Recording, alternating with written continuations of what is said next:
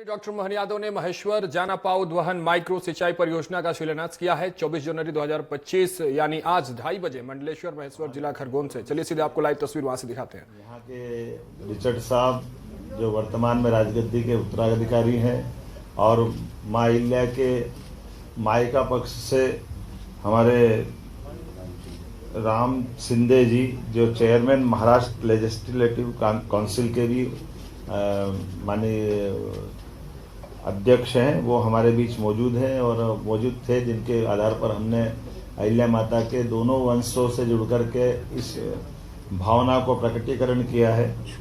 कुछ निर्णय आज हमने और अहिल्या माता को दृष्टिगत रखते हुए किए हैं। एक तो खास करके हमारी अपनी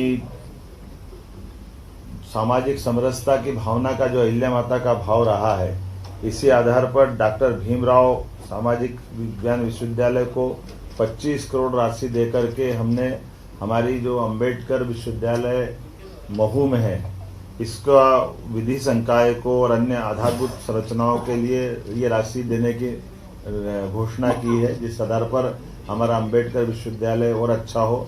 आपकी सबकी जानकारी में रहेगा, डॉक्टर भीमराव अंबेडकर की जन्मस्थली महू है और हमारी सरकार भारतीय जनता पार्टी की पूर्ववर्ती सरकारों ने ही उस स्थान को एक तरह से तीर्थ स्थल के रूप में विकसित किया है। लेकिन उसके साथ साथ वहाँ के विश्वविद्यालय का भी अंबेडकर जी का चूंकि शिक्षा में बड़ा योगदान है और आज हमने निर्णय किया कि लॉ में भी उनकी बड़ी भूमिका है, तो विधि संकाय के साथ उसको एक्सीलेंस सेंटर ऑफ एक्सीलेंस के नाते से भी विकसित किया जाए, इस दिशा में हमने आज निर्णय किया है।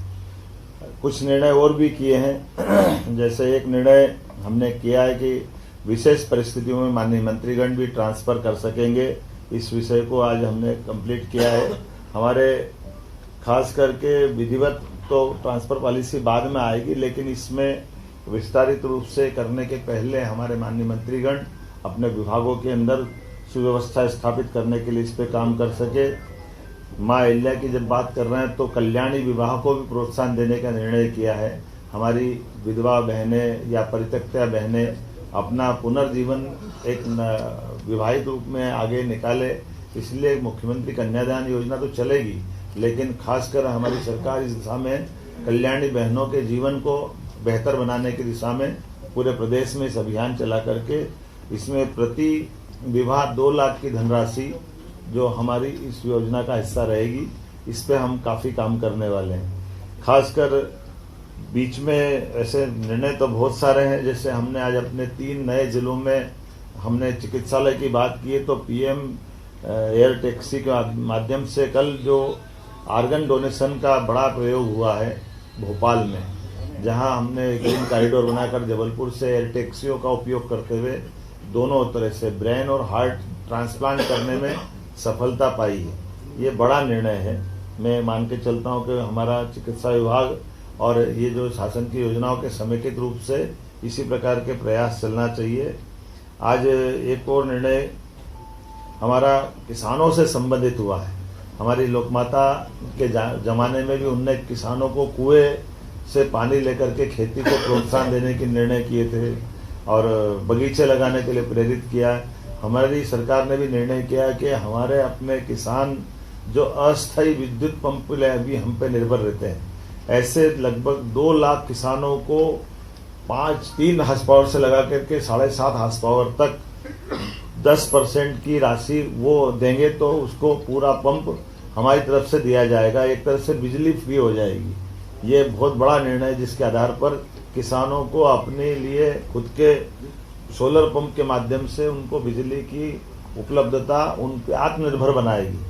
जो किसान या अन्नदाता ऊर्जादाता बने, इस भाव के आधार पर आगे जाकर के हम अपने 30 लाख बाकी स्थायी कनेक्शन वाले हैं उनको भी पॉलिसी बना के आगे की समय डिक्लेयर करेंगे, लेकिन अभी अस्थायी पंप धारकों को ये बड़ी मदद देने का आज निर्णय किया है। मैं उम्मीद करता हूँ इसी के साथ साथ जो एक बड़ा निर्णय हुआ है मंत्रिपरिषद के माननीय मंत्रीगणों के बीच में, कि हमारे बीच में ये जो कल डॉक्टर भीमराव अंबेडकर सेतु की जो सौगात भोपाल में दी है, इसके बाद 180 करोड़ की लागत से एक नया सेतु और भोपाल के लिए मंजूर किया गया है, जिसके आधार पर भोपाल की जो खासकर अपने आवागमन के लिए यातायात की दृष्टि से वो बावड़िया भाऊ है ना, बावड़िया भाऊ क्या बोलते हैं, बावड़िया कला, ये हमारी श्रीमती कृष्णा गौड़ जी की विधानसभा के पास का हिस्सा है, लेकिन यातायात की दृष्टि से इसका बड़ा एक लाभ मिलेगा। तो कुल मिलाकर के जब ग्लोबल इन्वेस्टर समिट हम कर रहे हैं भोपाल में, तो भोपाल की होने वाली ग्लोबल इन्वेस्टर समिट का भी प्रेजेंटेशन, पावर प्रेजेंटेशन के माध्यम से पूरा माननीय मंत्रीगणों के सामने सीएस और पीएस ने रखा है। जब हमारे प्रधानमंत्री 24 तारीख को पधार रहे हैं, तो 24 और 25 से होने वाली ग्लोबल इन्वेस्टर समिट में वो कैसे सफल हो, सब विभागों का तालमेल कैसे हो, हमारा राज्य लाभान्वित कैसे हो, ऐसे अलग अलग प्रकार की और 25 से ज़्यादा नीतियों को भी ला करके हमने आज कैबिनेट में 2 नीतियों से शुरुआत की। हर विभाग की सुगमता के साथ व्यापार व्यवसाय में बढ़ावा देने वाली और कुल मिलाकर के राज्य की अनुकूलताओं से बाकी लोग लाभान्वित कैसे हो और राज्य भी लाभ कैसे उठाए, इस दिशा में हमने बड़ा निर्णय किया है। आज ये गेमिंग से लेकर के एक और खास करके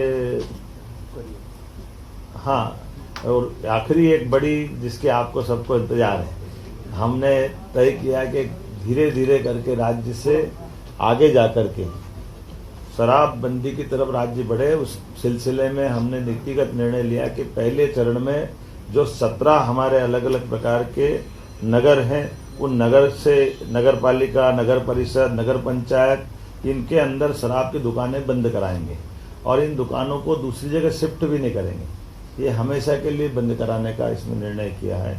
इसमें 17 धार्मिक नगरों में से 1 नगर निगम है, 6 नगर पालिका है, 6 नगर परिषद है, 6 ग्राम पंचायत है। और ये जैसे उज्जैन नगर निगम संपूर्णतः शराब की दुकानों से बंदी रहेगी। दतिया नगर पालिका, यहाँ भी यही पूरी शराब बंदी रहेगी। पन्ना ये भी नगर पालिका है, नगर पालिका क्षेत्र में शराब की दुकानें बंद रहेगी। मंडला नगर पालिका, मुल्ताई नगर पालिका, मंदसौर पशुपतिनाथ की नगरी, ये भी इसी प्रकार से इनके साथ बंद रहेगी। मैयर की माताजी का नगर पालिका क्षेत्र ये शराब की दुकान से प्रतिबंधित रहेगा।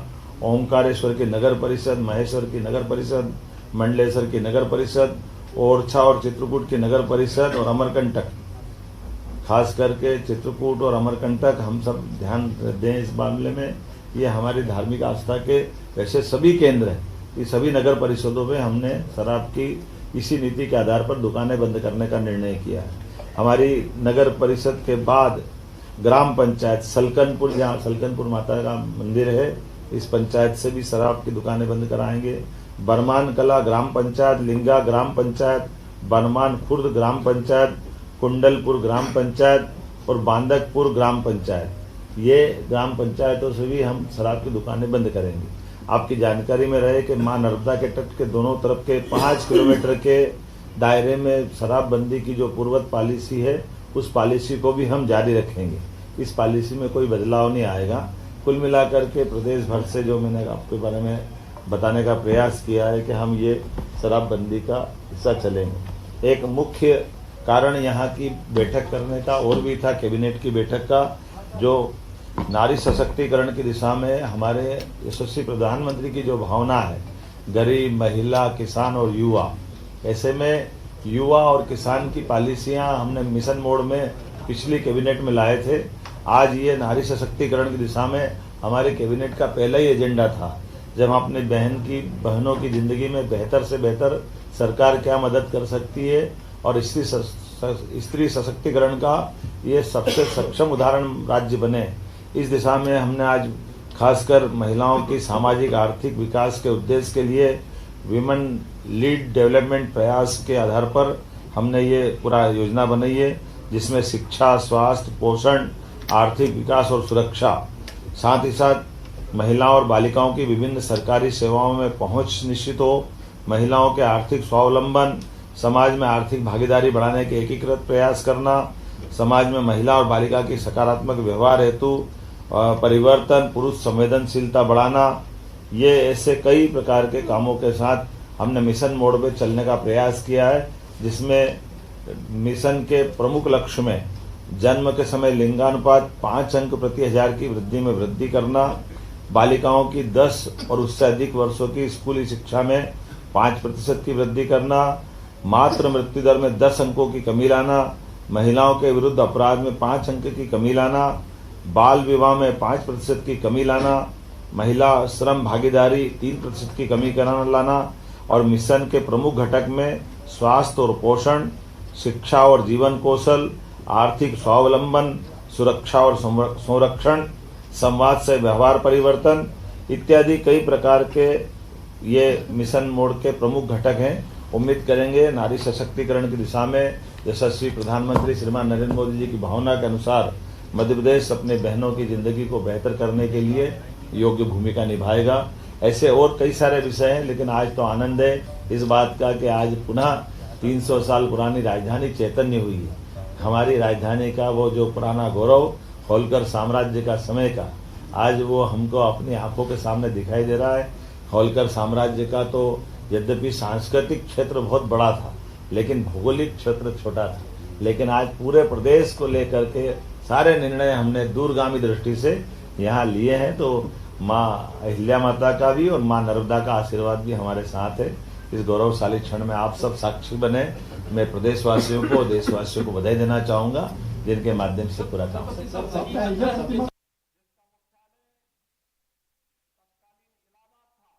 दुकानें बंद कर दी ना। दुकान जब मिलेगी नहीं तो कहाँ से पिएगा।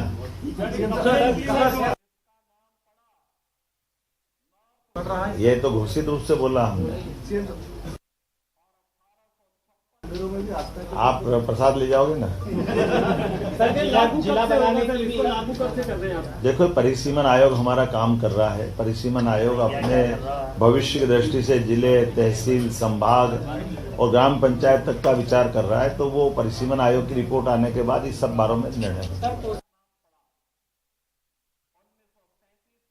इसी ये बजट सत्र के समापन के साथ। और हम उम्मीद करेंगे कि जहां जहां भी हमारी ये घटना जहाँ शराबबंदी हो रही है, वहाँ की बहनों के और धार्मिक संगठन के, बड़े पैमाने पे सामाजिक संगठनों के सबके फोन, समाचार, इतनी उत्साह उमंग है कि ये हमारे लिए इस जो नीतिगत निर्णय हमने लिया है, हमको लगा कि ये निर्णय वाकई में बहुत जनता के दिलों को छूने वाला है।